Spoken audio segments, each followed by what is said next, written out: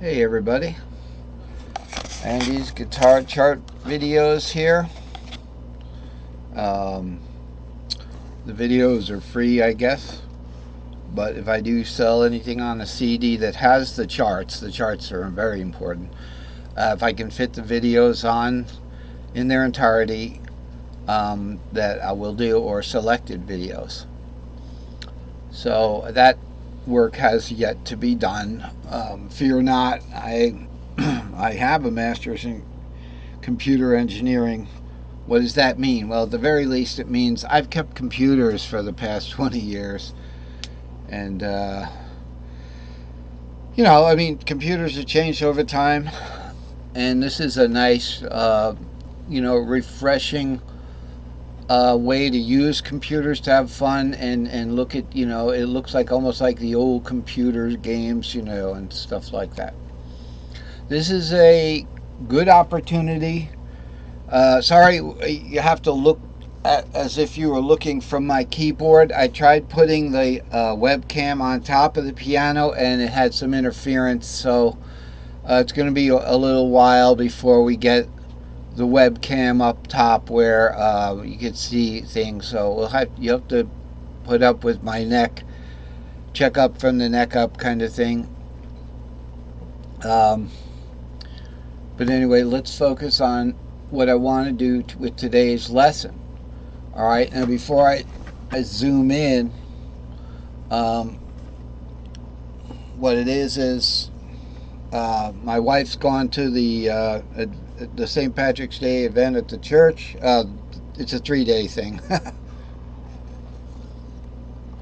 So I'm taking the opportunity to finish up on what the last lesson was about, and I've added what we need in this diagram to be able to play these arpeggios.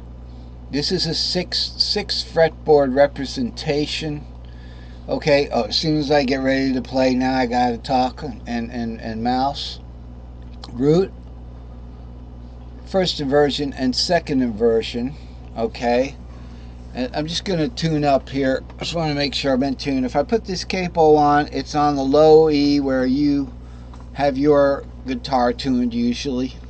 So it'd be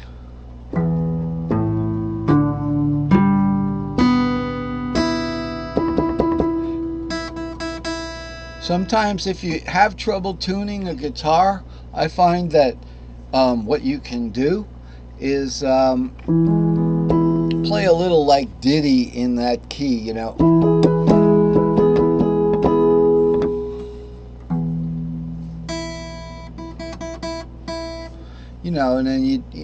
but it's tuned pretty good now. And it's hard to tell whether with the capo on whether it's tuned. Now I have a C-tuned guitar here, okay, so that should be C, so it'd be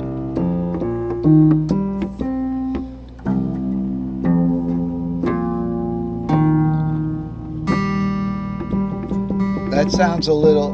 Now watch, now I'll do a little thing in G.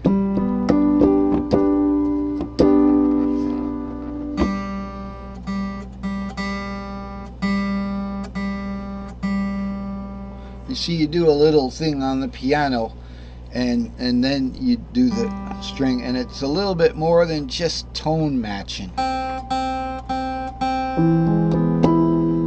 Oh, it's in C now.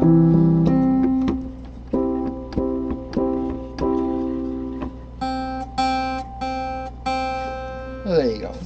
It's a way to tune up. It helps me tune up. So now this subject is a very interesting subject. And it's the subject of, and I'll give you the simplification is I can show you on the guitar easier. You take a chord, right? E chord, that's an F, right? E-shaped F. It's got 3 bottom strings and 3 top strings, okay? I call them top strings even though the top is up here because the guitar is upside down.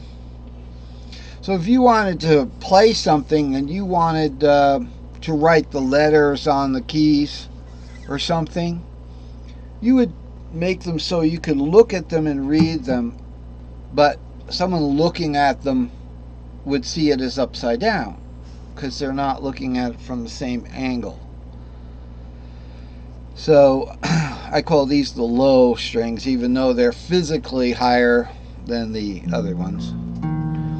And what I'm working on, and what we're working on, because I learned this stuff too, and then I share it with you, and you get better and better at playing.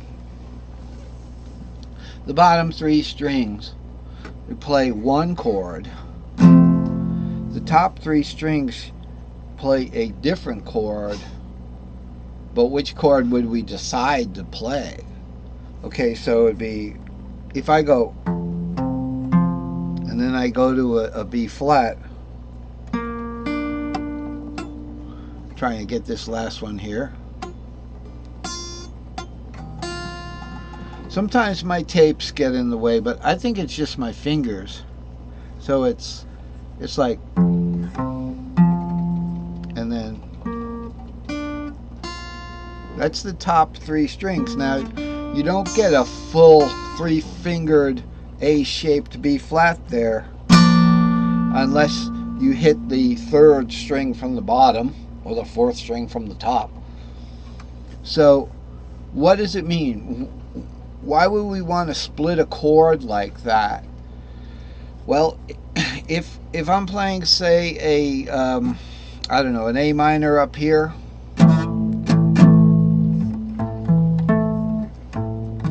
the bottom an E-shaped A minor. All right, so let's look at what we're doing before we go to the surprise second half chord.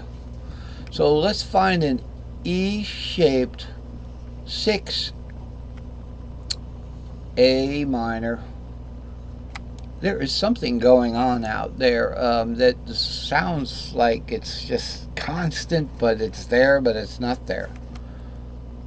When I find that I'm paying too much attention to that stuff, I usually have a cup of coffee and try to kind of wake up. So here's what I was just playing. Root 3, 6. That's in the key of C. It would be C, E, and A minor, which is first inversion A minor. And by the way, I've got everything we need on these 6 fretboards.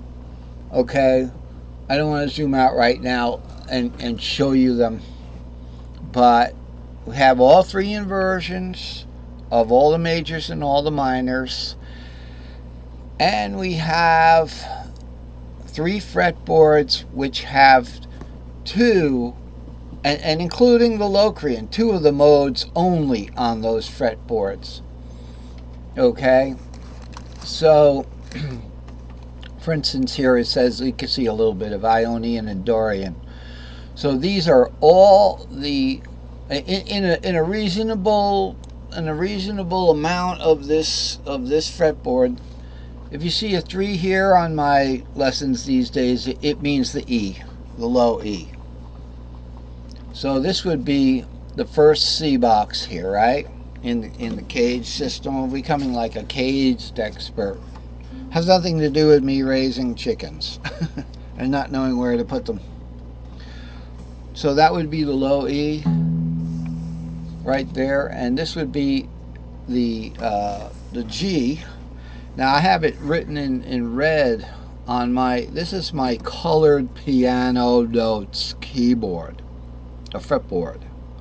Okay, these colors don't change. These are upside down. You see how they're upside down? They all look like backwards 7s. Oh, well, this one doesn't. This one looks like a forward 7, right?